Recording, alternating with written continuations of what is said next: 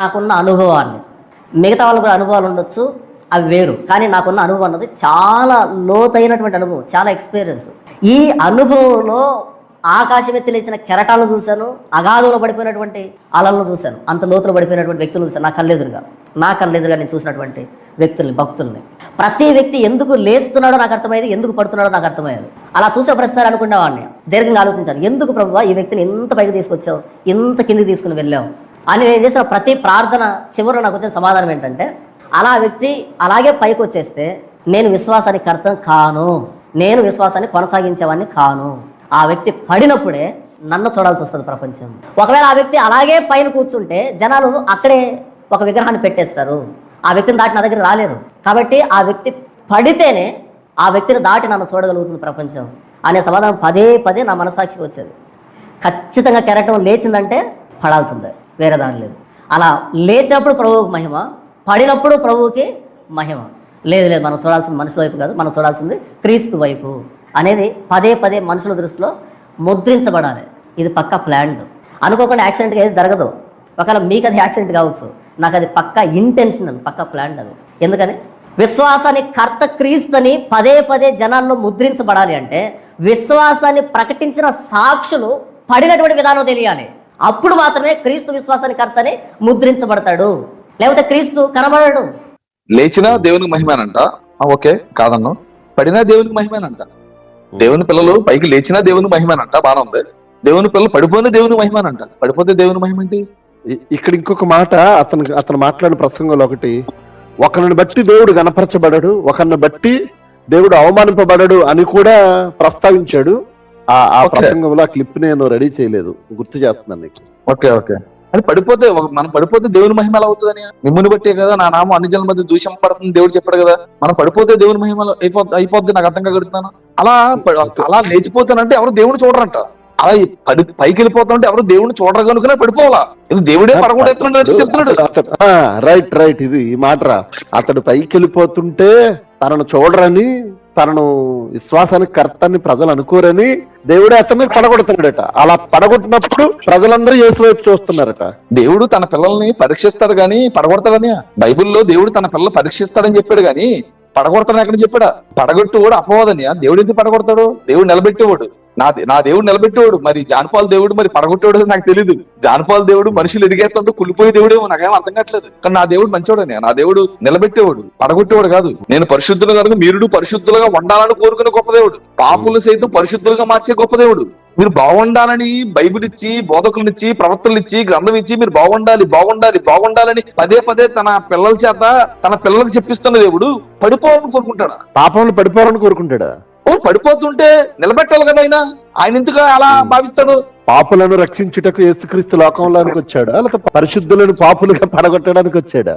చాలా విడ్డూరంగా ఉంది. ఆయన చెప్తున్న మాట ప్రకారంగా పరిశుద్ధులు సైతం పడగొట్టే వాళ్ళ ఉన్నాడు.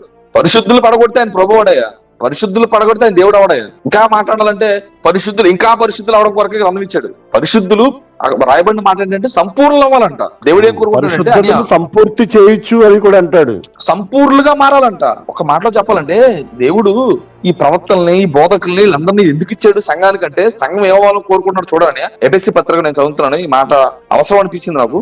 ఎఫెసీ పత్రిక 4వ అధ్యాయం 11వ వచనం, మనం అందరము విశ్వాస విషయంలో దేవుని కుమారుని గూర్చిన జ్ఞాన విషయంలో ఏకత్వం పొంది సంపూర్ణ పురుషులగు వరకు, అంటే క్రీస్తు ఏ స్థాయిలో ఉన్నాడో ఆ స్థాయికి మనం కూడా వెళ్ళిపోవాలంట. సంపూర్ణ పురుషులగు వరకు అనగా క్రీస్తుకు కలిగిన సంపూర్ణతకు సమానమైన సంపూర్ణత కలవరగు వరకు ఇలాగూ నియమించాడు. ఎవరో అన్ని ప్రవక్తల్ని, బోధకుల్ని, అపోస్తుల్ని వాళ్ళందరూ నియమించాడు సంఘానికి. సంఘంలో వీళ్ళందరూ ఎందుకు ఉండాలంటే క్రీస్తుకు కలిగిన ఆ సంపూర్ణత, క్రీస్తు కలిగిన ఆ సమానత్వం, ఆ స్థాయికి మనం వెళ్ళాలని దేవుడు కోరుకొని సంఘాన్ని ఇచ్చి, సేవకుల్ని ఇచ్చి, బోధకులు ఇస్తే అలా వెళ్ళిన వారిని పడగొడతారని చెప్తున్నాడు ఏంటినా? దేవుడు ఏం కోరుకుంటున్నాడు? క్రీస్తుకు కలిగిన జ్ఞానం, క్రీస్తుకు కలిగిన సంపూర్ణత మనం కూడా ఆ స్థాయికి వెళ్ళాలని దేవుడు కోరుకుంటున్నాడు. మనుషులు బాగుండాలని కోరుకునేవాడు దేవుడని, మనుషులు పాడైపోవాలని కోరుకున్నాడు దేవుడు అవడానికి అవకాశం లేదు. మరి ఆయన నమ్మిది ఏ దేవుడిని అర్థం కావట్లేదు. ఏదో అపోస్తలుడైన పౌలు మాట్లాడుతూ మేము ప్రకటించిన క్రీస్తు కాక వేరొక క్రీస్తుని ఎవడైనా ప్రకటిస్తే వేరే క్రీస్తు ప్రకటిస్తున్నాడేమో. మరి వేరే క్రీస్తు అయితే పడిపోవాలని కోరుకుంటాడని, వేరే క్రీస్తు అయితే పడిపోవాలని కోరుకుంటాడు.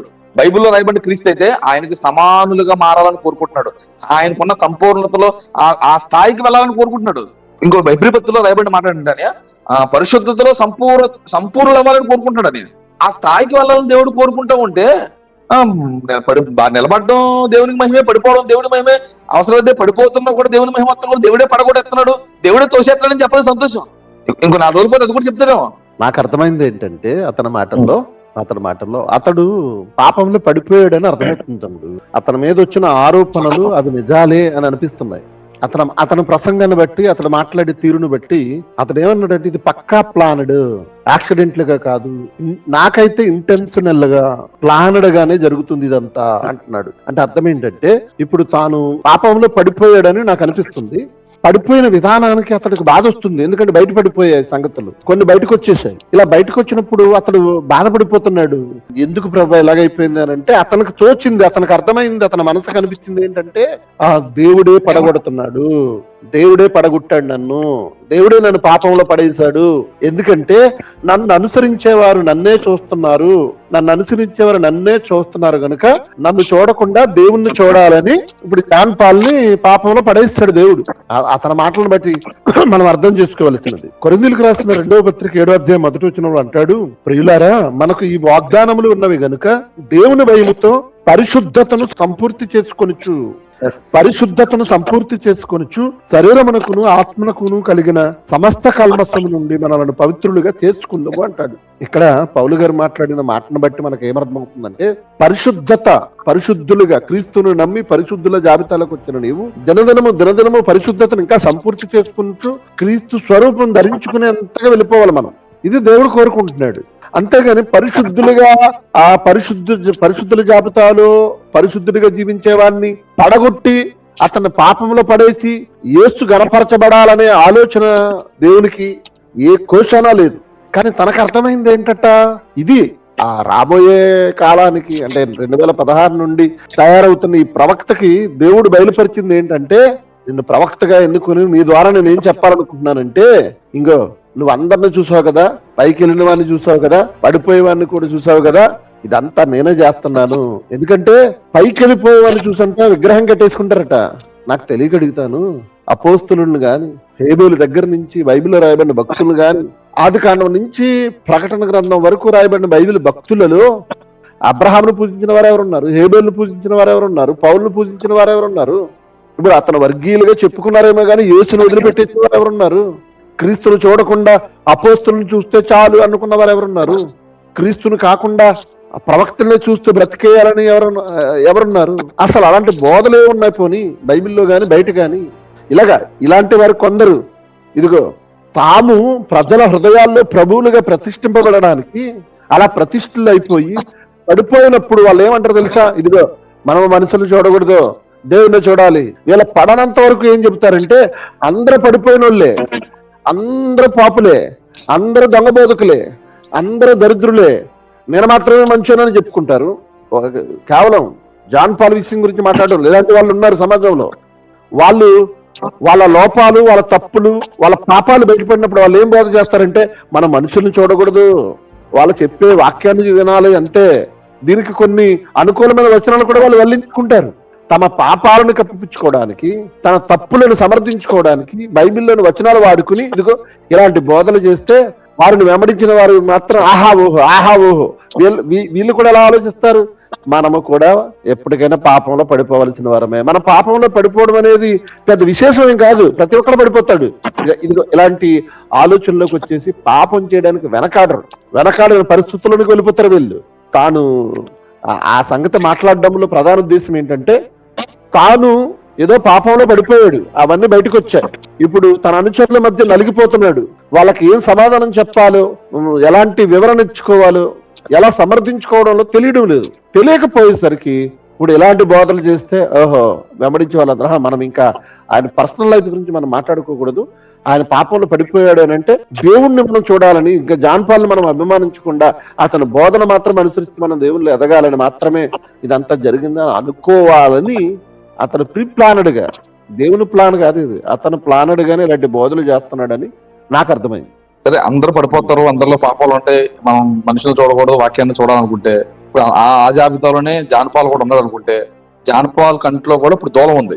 దూలం పెట్టుకుని ఈయన మిగతా వాళ్ళ కంట్లో నలిసి ఎతకడం ఎంతవరకు కరెక్ట్ అని ఇప్పుడు ఎతకడు. ఇప్పుడు వాళ్ళకి ఎందుకు ఎత్తుకెళ్ళి అంటే ఇప్పుడు వరకు 2016 నుంచి దేవుడు నేర్పిస్తున్న ఈ అనుభవాల్లో, అరే నీ కంట్లో దూలం ఉందరా, ఎదుటి వాళ్ళ కంట్లో ఉన్న నలిసి ఎత్తి చూస్తున్నావా అని దేవుడు చెప్పలేదా? తనకు తాను జ్ఞానం అనుకున్నాడు కదా, తాను చేసేది తప్పు అనుకోలేదు. అపొస్తలుడైన పౌలు అన్నట్టుగా నాలో నాకు ఏ లోపము కానరాదు అన్నట్టుగా అతడు కనపడలేదు. ఇప్పుడు ప్రజల నుండి వచ్చేసరికి ఇప్పుడు కూడా బయట పడ్డాడు కనుక మాట్లాడుతున్నాడేమో ఇలా గాని, వాక్యాన్ని మాత్రం చూడాలి, వ్యక్తిని చూడకూడదు అనుకుంటే ఎలా బతికితే ఏంటి? ఇంకా నాకు అర్థంగా గడుతున్నాను. బాగా బతకండి అని ప్రసంగాలు ఎందుకని? ఇప్పుడు బాగా బతకాలని ప్రసంగాలు దేనికి అంటున్నాను? ఇప్పుడు ఒక వ్యక్తి బాగా బతకకుండా ప్రసంగం చెప్తుంటే నా మాటలు చెప్పడానికి ఎవరో రాని దేవుడు ఎందుకు అనాలి? నా మాటలు నీ నోట్లో వచ్చిస్తున్నావు ఏంటని ఎందుకు ఖండించాలి దేవుడు? అంత అవసరం ఉంది. ఇప్పుడు ఇందులో దొంగ బోధకులు మాత్రం ఖండించాల్సిన అవసరం ఏముంది? ఇంకేముందని నాకు అర్థంగా కడుతున్నాను. ఎవరిని ఖండించాలి, ఎవరిని గద్దించాలి, ఎవరికి బుద్ధి చెప్పాలి? అందరూ పాపలే కదా, అందరూ చెడ్డోలే కదా.